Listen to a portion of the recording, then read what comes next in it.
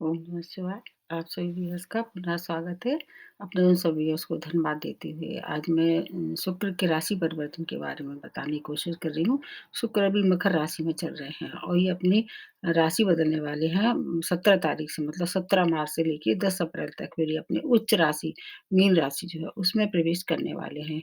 ये समय काफ़ी महत्वपूर्ण है क्योंकि जब भी कोई प्लैनेट अपनी उच्च राशि में होता है तो बहुत ही ज़्यादा उनकी जो है वो एक तरह से शुभता बढ़ जाती है। वैसे भी शुक्र को नैसर्गिक रूप से शुभ ग्रह के रूप में जाने जाते हैं, लेकिन इस समय थोड़ी परिस्थितियाँ विषम हो रही हैं क्योंकि जब ये प्रवेश करेंगे तो सूर्य भी वहाँ उनके साथ रहेंगे मीन राशि में, तो फिर जब भी कोई भी ग्रह सूर्य के निकट आ जाता है, तो वो कम-बस्ट हो जाता है। अब शुभ प्रभाव में थोड़ी-सी कमी होगी, लेकिन शुभ प्रभाव मिलेंगे ज़रूर। और इसके अलावा एक बात और देखनी होती है, आपकी नेटल चार्ट में कैसी स्थिति है शुक्र की और आपकी महादशा, अंतर्दशा भी कैसी चल रही है, ये सब मिला के देखना चाहिए, फिर सही अनुमान बनता है। वैसे तो इस समय 18 अप्रैल तक फिर ये मतलब अस्त रहेंगे, 18 अप्रैल के बाद से फिर ये अपने फुल पावर में आ जाएँगे, लेकिन ये 10 अप्रैल तक ही रहेंगे, तो फिर उसके बाद थोड़ा-सा और इंतज़ार करना पड़ेगा। उनकी शुभता के लिए। इस समय जब शुक्र अस्त होते हैं तो सभी शुभ कार्य जो है वर्जित हो जाते हैं और इसके साथ-साथ और भी चीज़ें और भी ग्रह जो होते हैं उनकी भी विशेषताएँ देखते हुए फिर अपन को अनुमान लगाना चाहिए कि आपके लिए कितने शुभ फल लेके आ रहे हैं। शुक्र के लिए ऐसा कहा जाता है कि ये एक एक यही ऐसे प्लैनेट हैं जो 3 घरों में थोड़ा-सा कम अच्छा फल देते हैं। जैसे तीसरे घर 3 घर में कौन से? एक तो 6th हाउस, 7th हाउस और 10th हाउस। और इसके अलावा बाकी सभी भाव में ये अच्छा क फल देते हैं, चाहे नेटल चार्ट में हो, चाहे विचरण करने में, गोचर में हो। सूर्य की उपस्थिति के कारण थोड़ी-सी ये अपनी शुभता को कम करेंगे, हालाँकि देंगे ज़रूर शुभता, ऐसा नहीं कहा जा सकता है। आपकी नेटल चार्ट में इनकी अगर ग्रह स्थिति अच्छी है, बाकी और महादशा, अंतर्दशा भी अच्छी चल रही है, तो फिर आपको बिल्कुल भी घबराने की आवश्यकता नहीं है। शुक्र हमारे जीवन को बहुत क्षेत्रों में प्रभावित करते हैं, जैसे संपन्नता है, आकर्षण है, वैवाहिक जीवन है और इस समय शुभ कार्य जो नहीं हो पाएँगे, वो शुक्र की वजह से ही होंगे। तो कुछ समय है और उस समय में अगर आपको आपके नेटल चार्ट में अच्छी स्थिति है, तो फिर आप उसका भी आप आनंद ले सकते हैं। शुक्र के पास 2 राशियाँ हैं, जैसे एक राशि वृष है और दूसरी तुला राशि है। जैसे मन मीन मीन में ये क्या है रहते हैं उच्च, लेकिन कन्या राशि में ये नीच अवस्था में रहते हैं। उनके जो मित्र श्रेणी में आ जाते हैं, अगर आपकी राशि मित्र श्रेणी वाली राशि है, तो आपको फिर हर एक जो बताई जाएगी शुभता, उसका पूरा लाभ मिलेगा। जहाँ तक है बुध और शनि इनके परम मित्र हैं और सूर्य से और मंगल से इनकी शत्रुता है। बाकी बृहस्पति से और बुध से इनकी समता है। तो ऐसी राशियाँ जो कि मतलब इन ग्रहों से संबंध रखती हैं, वो अपने हिसाब से थोड़ा और नेटल चार्ट में मिला के देखना चाहिए। और जहाँ तक शुक्र वाली बात है, शुक्र के लिए एक सबसे बड़ा एक पॉइंट है ये कि स्त्री वर्ग जो है वो आपको सबसे ज़्यादा उसका सम्मान करना चाहिए। फिर अगर आपका दूषित भी होता है शुक्र, तो फिर उसमें उसकी जो अशुभता है उसमें कमी आ जाती है। मैं हर एक राशि के हिसाब से बताने वाली हूँ अलग-अलग और इसके साथ-साथ रेमेडी मैं सबसे बाद में बताती हूँ। तो आप देख लीजिए कि आपकी नेटल चार्ट में कहाँ है और जो बताया जाता है गोचर, वैसे ज़्यादातर लग्न और राशि दोनों से मिला के देखें तो सही अनुमान लगता है। अब शुरू करते हैं सबसे पहले मेष राशि। आपके स्वामी राशि मंगल हैं, जो कि इनकी मित्र श्रेणी में नहीं आ जाते हैं और आपके ये 2nd भाव के और 7th भाव की लॉर्डशिप इनके पास है और 12th भाव में ये गोचर कर रहे हैं, जो कि इनका 12th भाव कालपुरुष की कुंडली से देखा जाए तो ये इनका कारक भाव है।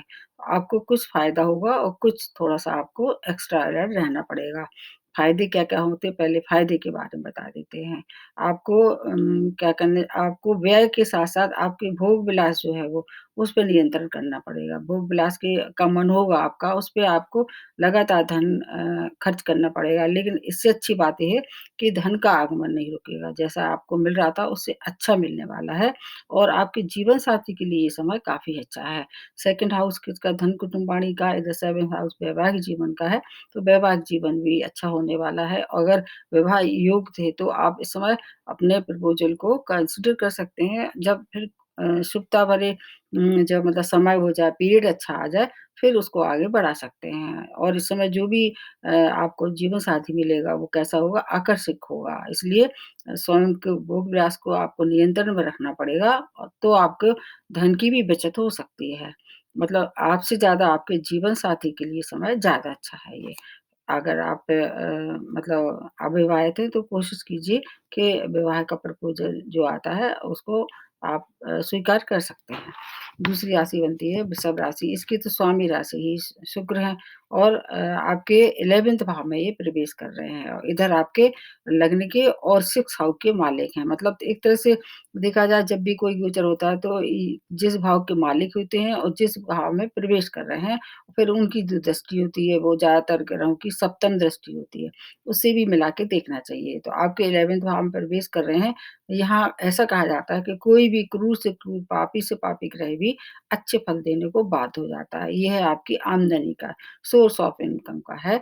भाव तो आपकी आमदनी के नए-नए स्रोत बढ़ेंगे। अगर आप जॉब में हैं तो आपको कुछ न कुछ प्रमोशन की उम्मीद लगाना चाहिए, व्यापार में है और शुक्र जनित अगर व्यापार करते हैं तो आपको मतलब प्रचुर मात्रा में धन की प्राप्ति हो सकती है।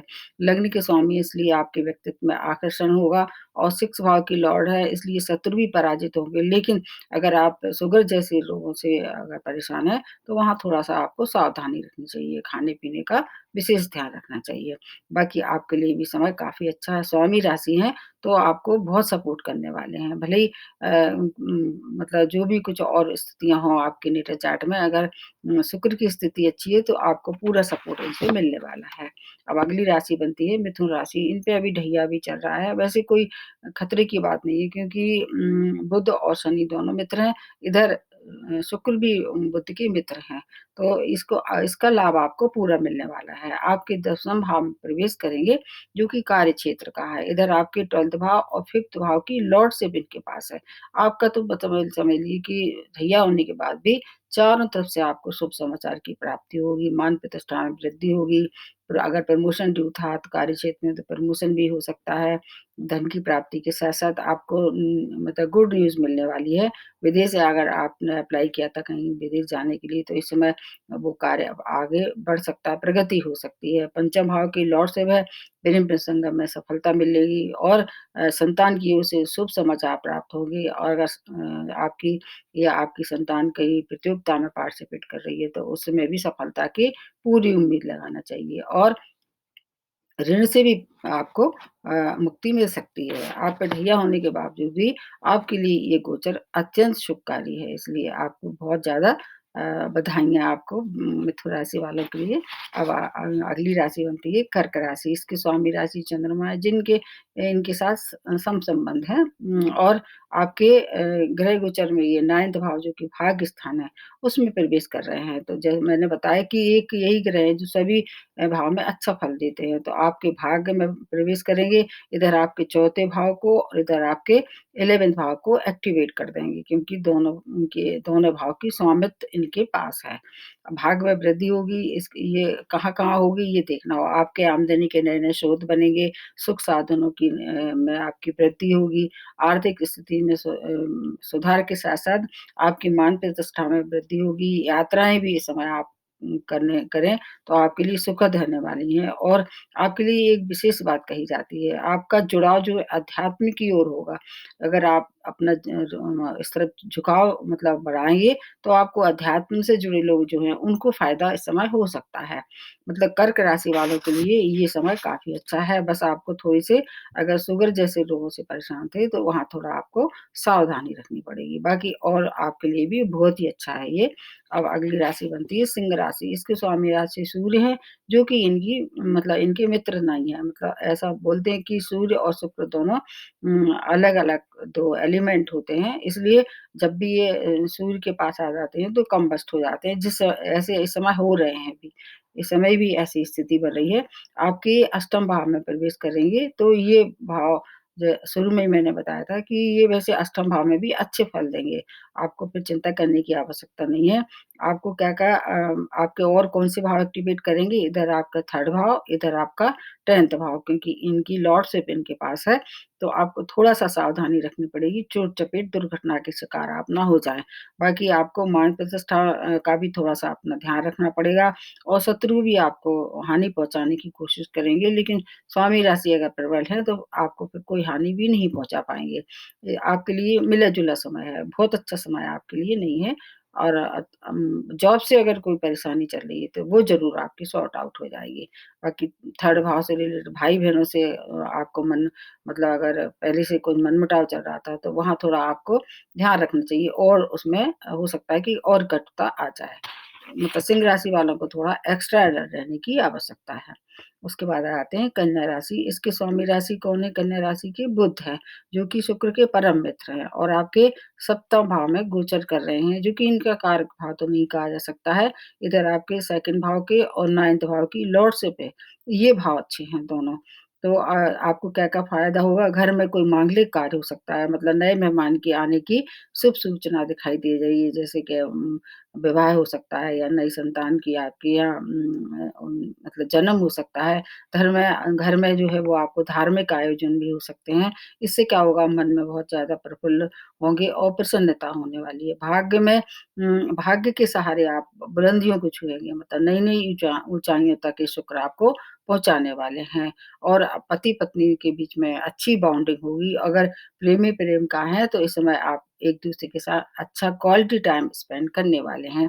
आपके लिए भी ये समय बहुत अच्छा है, आमदनी के स्रोत भी बढ़ेंगे, मतलब 2nd भाव जो है वो आपका लाभ का है, तो नए-नए आइडिया आपके मन में आएँगे, उससे क्या होगा, धन की प्राप्ति होगी। मतलब कन्या राशि है, इसलिए आपको आपको भी बहुत-बहुत बधाइयाँ, आपके लिए भी समय काफ़ी अच्छा है। अब आ जाते हैं अगली राशि तुला राशि। आपके स्वामी राशि ही शुक्र हैं, और आपके 6 भाव में ये गोचर कर रहे हैं, जो कि इनका कारक भाव नहीं है। इसलिए आपके लग्न और अष्टम भाव की लॉर्डशिप भी इनके पास है, तो आपको थोड़ा-सा ध्यान रखना पड़ेगा। आपके रोगों में वृद्धि हो सकती है। बाकी जैसे पेट संबंधी रोग हैं, या शुगर संबंधी जैसे रोग हैं, उनमें थोड़ी-सी परेशानी हो सकती है। हालाँकि आपका जो व्यक्तित्व है वो बहुत आकर्षक हो जाएगा। उससे क्या होगा कि अगर आप से कहीं किसी से बात करेंगे, वार्तालाप करेंगे, डिस्कशन करेंगे, तो आप उन सब पे भारी पड़ने वाले हैं। मतलब आपका जो व्यक्तित्व है वो 4 गुना पहले से ज़्यादा अट्रैक्टिव हो जाएगा। लेकिन चोट-चपेट दुर्घटना से भी आपको अपना बचाव करना पड़ेगा। अगर मतलब ऋण अगर अप्लाई कर किया था पहले से, हो सकता है ऋण अप्रूव हो जाए, और शत्रु भी जो है वो थोड़ा-सा आपको परेशान करने की कोशिश करेंगे।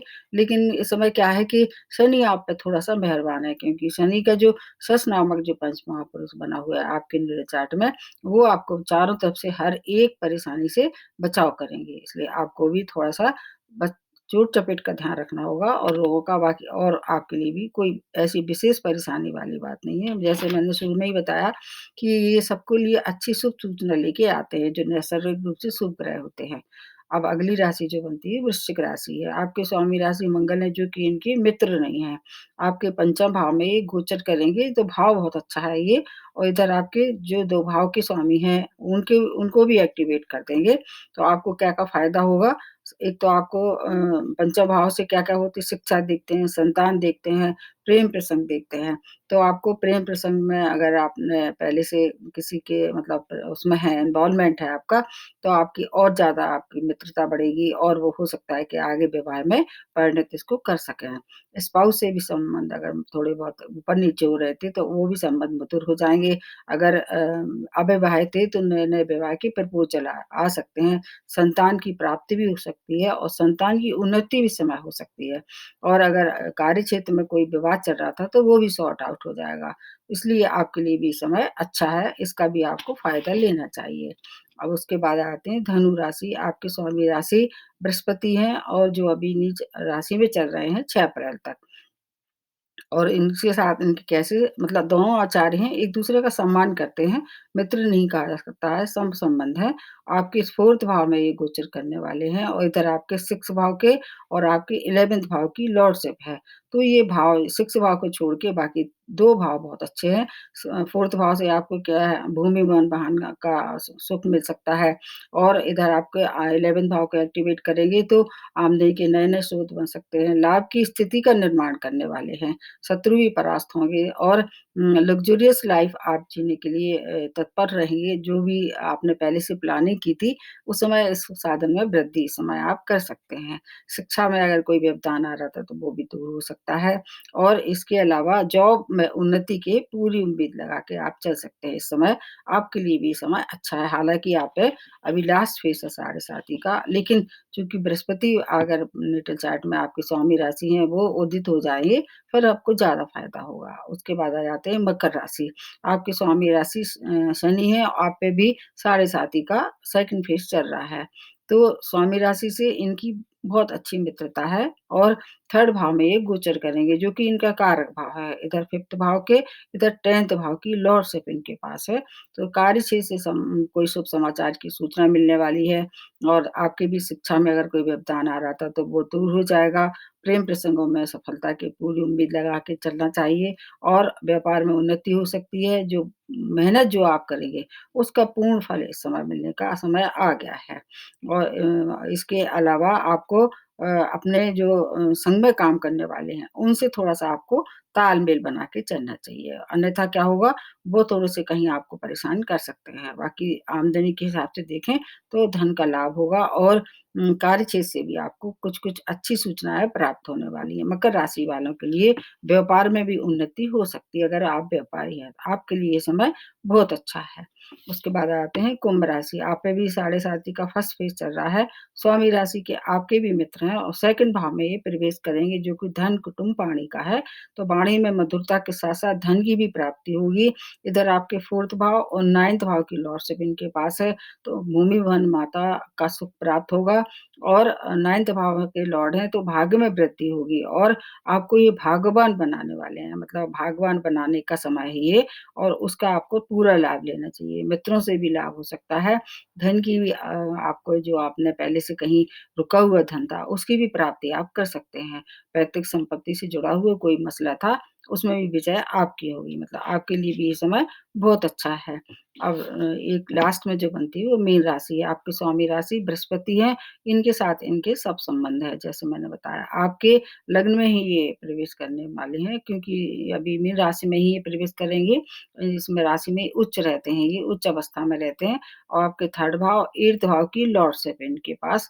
तो वैसे तो 6th, 7th और 10th भाव को छोड़ के बाकी सभी भाव में अच्छा फल देते हैं। भाई-बहनों की उन्नति आपके कारण हो सकती है।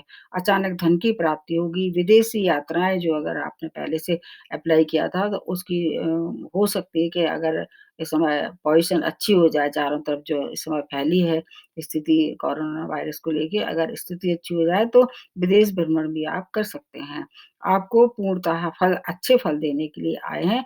आपको एक हिदायत दी जाती है कि अपोज़िट सेक्स से अपनी निकटता ज़्यादा नहीं बढ़ाएँ, ना नहीं तो वहाँ से आपको हानि हो सकती है।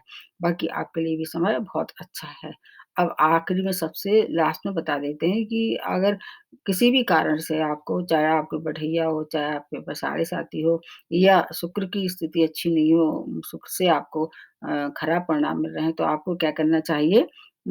इसमें क्या है कि मतलब गाय की पूजा कर सकते हैं, गाय को हरी घास भी खिला सकते हैं, लक्ष्मी जी के लक्ष्मी जी के सामने घी का दीपक भी जला सकते हैं और स्त्री वर्ग का सम्मान करना चाहिए। आपके मतलब घर की हो या मान लीजिए ऑफ़िस में हो या आस-पास कोई भी स्त्री ऐसी, उसका अपमान तो बिल्कुल भी नहीं करना चाहिए, अन्यथा शुक्र बहुत कमज़ोर हो जाते हैं और कुँवारी कन्या जो हैं वो उनको कन्या भोज भी करा सकते हैं। उनको अगर कोई उनकी पढ़ाई-लिखाई में कोई व्यवधान आ रहा है, तो उनको पढ़ाई-लिखाई का सामान दे सकते हैं या उनकी फ़ीस वग़ैरह भी आप दे सकते हैं और दुर्गा जी की उपासना इसमें सबसे ज़्यादा सर्वोपरि है।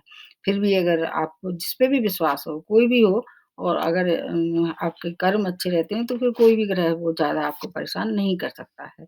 तो देख लीजिए, इसको दोनों से मिला के देखना चाहिए आपको कि आपके लिए कितना शुभ होगा और कहाँ थोड़ी-सी सावधानी रखनी पड़ेगी। तो आज के लिए इतना ही, नमस्ते और धन्यवाद।